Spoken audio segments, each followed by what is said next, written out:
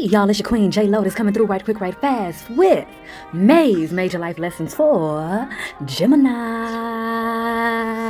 And right off rip, we're gonna look at the overall color scheme of the cards. So it's giving purple, blue, red, yellow, orange. Child, we need to touch up all the chakras, okay? All of them. It seems like the heart space is a natural strength, a naturally strengthened and potent chakra for many of you. Howsoever, if you've been experiencing back, shoulder, chest, or rib-esque area pain, it is because your heart chakra is becoming overwhelmed by the imbalance of the rest of your chakras. And for some of you, it's not because you've been screwing up or anything. It's been a lot going on. You haven't had the most time or energy to really do your regimens of everything. And you just, you need some touch-ups. You need a little touch-up, little boop or whatever. Okay. Also, some divine messages coming through that y'all will have to go with the flow with. So without further ado, we're going to go ahead and get into the specificities of the cards. And we are going to start off with this Tower card. Child, don't fret. Don't fret.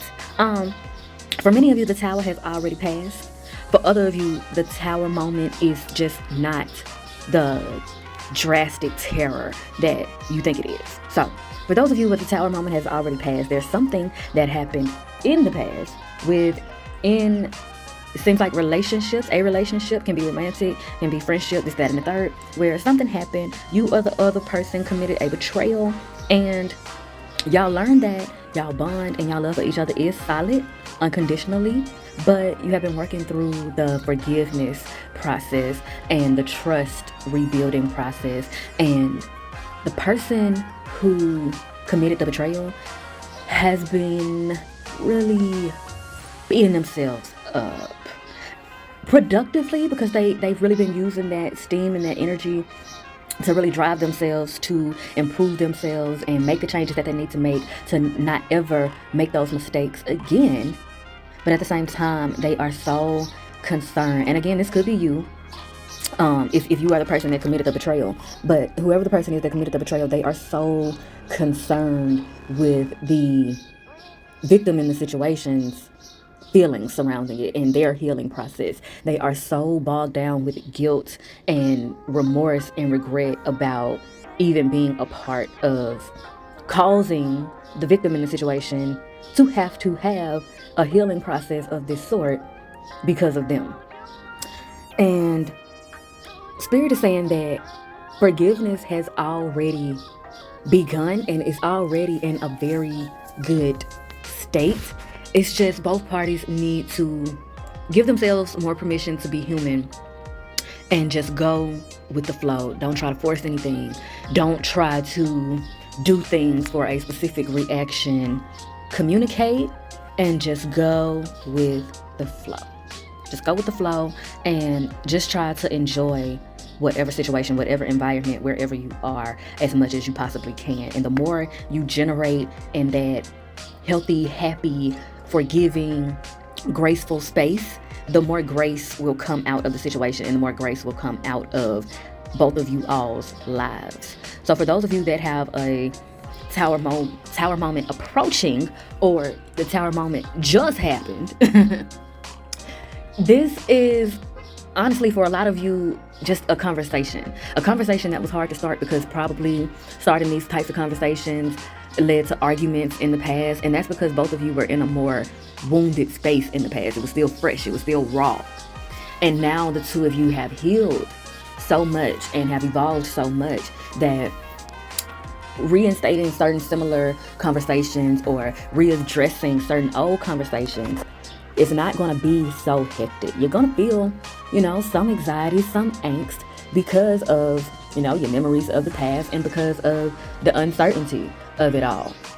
But just keep calm and go with the flow and focus on understanding much more than you try to defend yourself or control the outcome of the situation. Just really focus on understanding. And when this conversation happens, or this, And maybe it could be perceived for some of you as a confrontation. When it happens, both of you are going to begin the conversation with guards up just a little bit, but it's going to be two different types of guards. The person that committed the betrayal will have their tail tucked a little bit. They'll have a guard up of like their representative, if you will. And that may make the victim in the situation feel like, oh shit, you finna do this sweet talking shit. What you doing? Is this for real? Because it's still, a bit of trust issues there, and trust is still in the process of being built.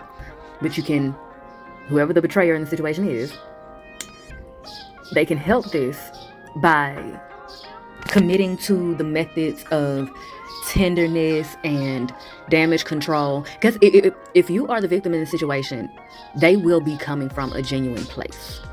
Their shadow self has a very charming, slick talker type vibe and edge, and they have used that for bad in the past, of course, being that they're in a situation now, and they really have been going through different methods to try to really learn how to use that for good. And with that being said, if you are the person that committed the act of betrayal, commit to what you have learned concerning how to use that charming trait for good, and be tender and be compassionate with this person, and remember and validate that they have every right to feel how they feel. And be sure not to try to defend yourself or your actions. Just keep calm and focus on understanding.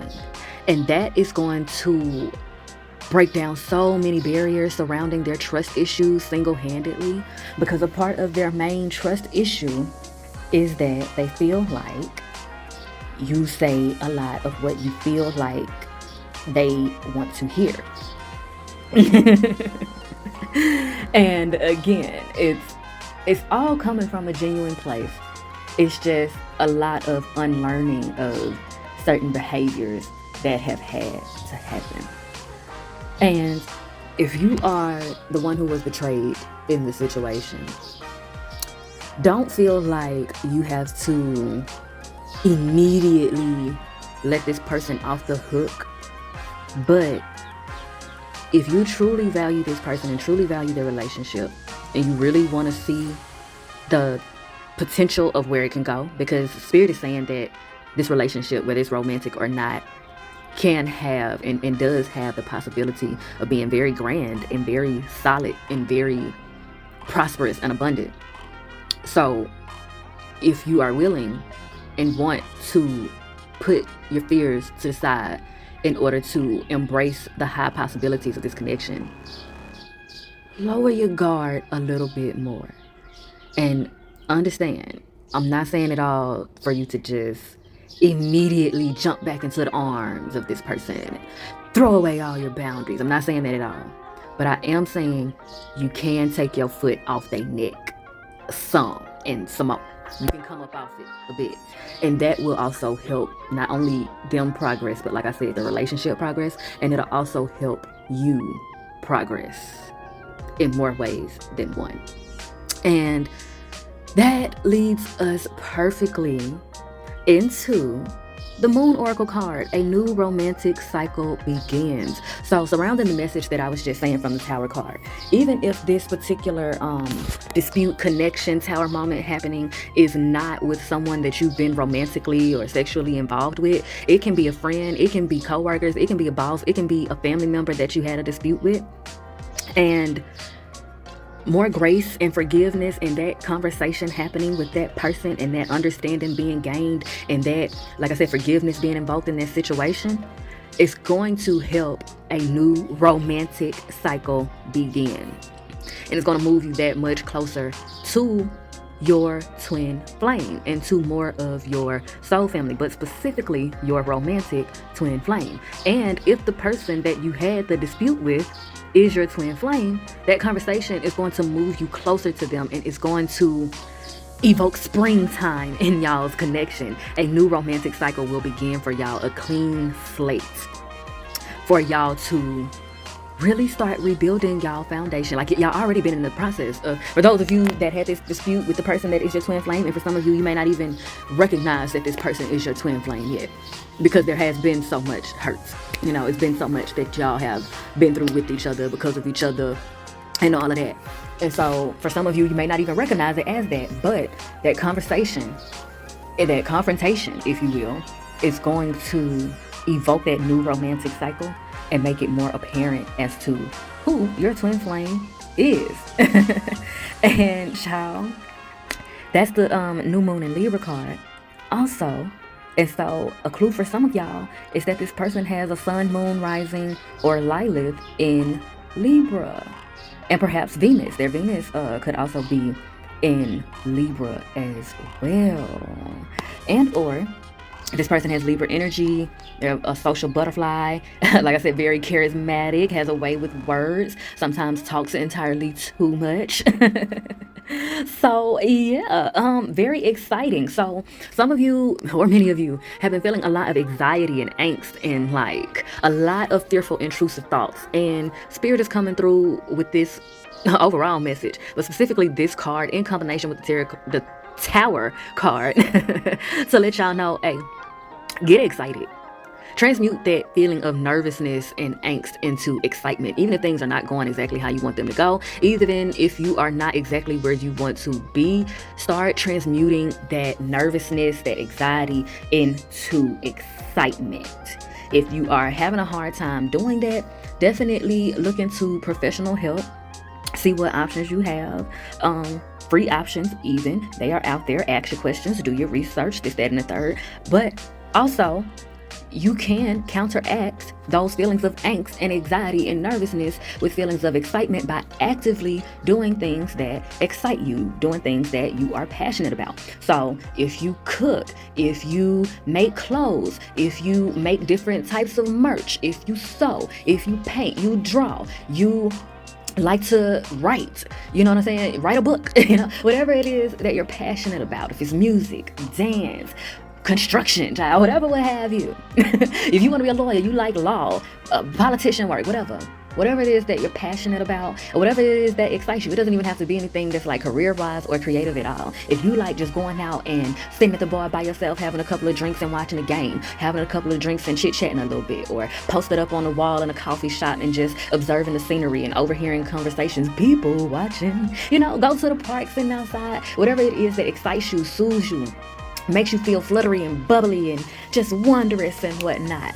Do those things to counteract that anxiety, because it's illusions. And throughout this month of May, Spirit is going to be making you more discerning of the difference between reality and illusions. And that's going to be the purpose of that confrontation/conversation for you. It's really going to actively teach you how to discern the real from the fake, the bullshit from the authenticity, people's representatives versus who they truly are. And child. And that's going to help you get more clear about yourself and your own identity and how you present yourself, which is in turn going to cycle back through and elevate the way that you perceive other people. And that's going to really be tapped into and concerning your third eye, your sense of discernment, being able to see straight through people. It's a real Queen of Swords energy. Come on, Gemini. Yes, come on, Gemini, all the way in their element. Even though many of you may feel like you are out of your element, you are actually in your element, and you're being guided and glided through to more of your element. And you're going through these little cricks and crannies and periods of discomfort so that you can learn how to create your element wherever you are. Yeah, so y'all are really getting into and really halfway already into that Queen of Swords energy. So really do research on the Queen of Swords for yourself and really determine and figure out what that means for yourself, and start vision boarding and journaling and dream working and manifesting how you want that to look on and through you, and how you want to present that to the world. And definitely think about it more so how you want to impress yourself, how you want to impress your higher self.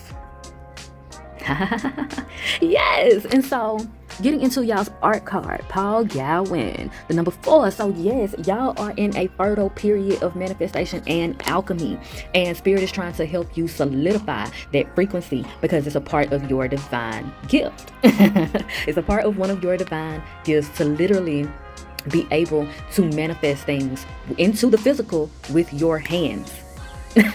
So many of you probably sculpt, you probably paint, you probably design, interior design, or you do some type of wood shop type something, or you work on houses or something of the sort, or cook. You do something with your hands that is a skill set and is directly tied to your spiritual purpose and your spiritual ability. And like I said, that is being able to manifest what you visualize and what you see and experience into a physicality. So with this card, the kitchen table, this is about reflection and contemplating and looking back at your home life and your understanding of domestication. So definitely looking back at your elders and the generations of people and the culture that you come from.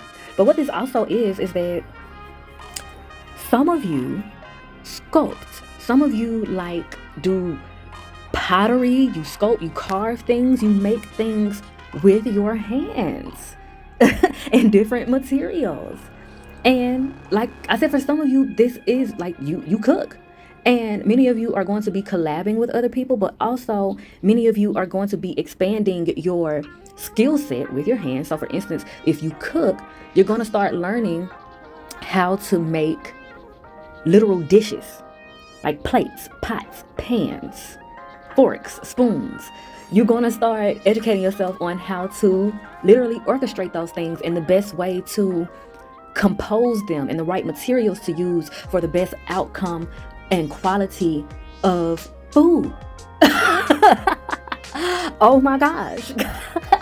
That is so amazing. Because that is so like rare. That is something that, and I saw 222 when I said that. That is so rare. That is something that not many people are thinking about. And I can only imagine how much money is in that.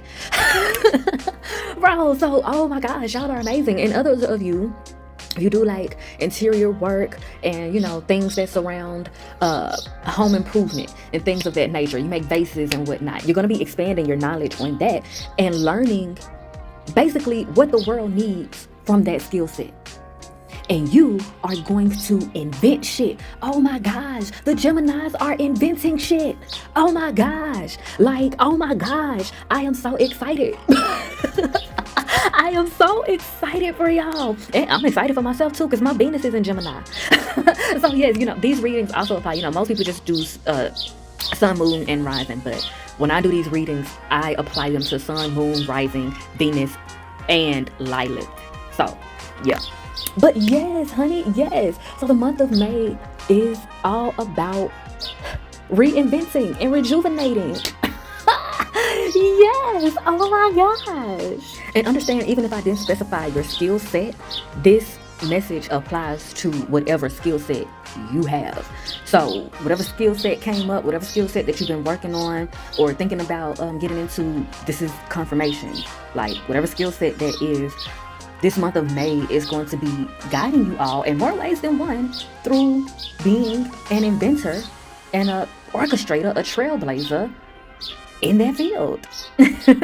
And many of you will become household names in the process, like from doing this. Now, it's going to be a process, but your hard work is going to pay off AF.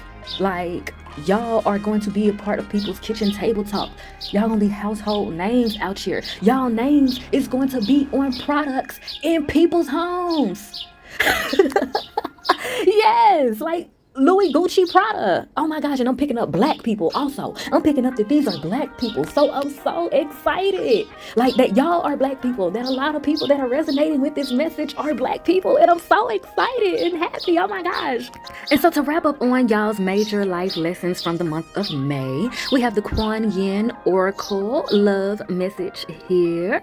And again, I can't remember if I said it in this video. No, I said it in another video. But you can think of Kuan Yin as the Asian parallel or equivalent to Isis. So or Venus. So yeah, Venus, Isis, Kuan Yin, all parallel, interchangeable, if you will. So the card y'all have here is the tail. The tail is always flowing, always nourishing life into creation, always presenting steps and solutions in real. Oh my goodness, y'all. Child, ooh wee. The tail. Because I'm so excited. I'm so excited for y'all. Oh my freaking gosh. Okay.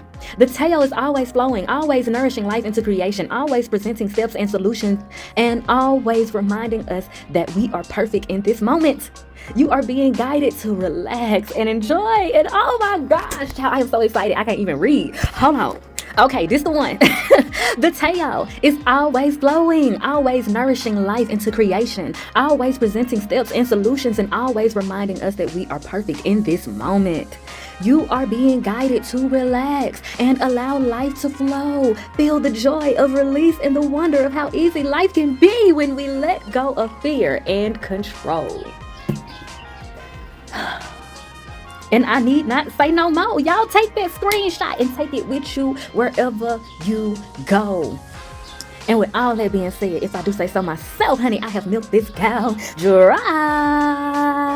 And I am thoroughly appreciative for the exchange of vibes. And if you're feeling synchronized, please do me a divine and like, share, and subscribe so that you can be one of the first to be back through these queenly quarters for the next time. And be sure to bless my comment section with your questions and conversations. And as always, I bid you all like love, healing, and liberation. Emphasis on liberation. Mwah.